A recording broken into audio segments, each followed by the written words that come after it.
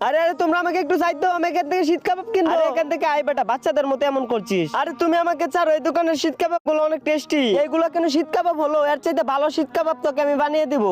পাতলু ভাইয়া, এই দেখো আমার কাছে অনেকগুলো শীত কাবাব, তোমার ভাইয়া তোমাকে শীত কাবাব কিনে দিবে না। আরে দেখো দেখে কান্দিস না, আগে বাসায় চল, তোকে অনেক টেস্টি শীত কাবাব বানিয়ে দিব। এই তো সব জিনিস রেডি, এগুলো দিয়ে কি বাজারের শীত কাবাবের মতো হবে? আরে বেটা, বাজারের গুলা থেকে বেশি টেস্টি হবে। আরে তাহলে তো আজকে অনেক মজা করে খাবো। জলদি করে সবগুলা সবজি এবং গুস্তু কাটিতে কেটে নিলাম। এই তো সবজি কাটা শেষ, এখন এগুলাকে তেলের কড়াইয়ে ছেড়ে দিতে হবে। এই তো আমি বেশি করে কড়াইয়ে তেল ঢেলে দিলাম। এখন আমি কাটিতে কাটা সবজি এবং গুস্তুগুলো লড়ার ভিতরে ছেড়ে দিলাম। এখন এগুলাকে উল্টিয়ে পাল্টিয়ে দেই, তাহলে সেই স্বাদ হবে। বন্ধু মোটু পাতলু আজকে অনেক সুস্বাদু শীত কাবাব বাজতেছে। যা তাহলে আজকে আমরা ওদের পাশে শীত কাবাব খেতে যাবো, লেটস গো। এই তো শীত কাবাব হয়ে গেছে, এখন এগুলাকে টিয়াতে তুলে ফেলি। এখন এগুলার উপরে সুস্বাদু মরিচের সস দিয়ে দেই। আরে ওই পাতলু, এই যে তো শীত কাবাব হাজির। ওয়াও, আজকে তো এগুলো আমরা মজা করে খাবো, একটাও কাউকে দেব না। শুরু করি। আম আম আম, সেই টেস্টি। পাতলু সবগুলো তোর জন্য।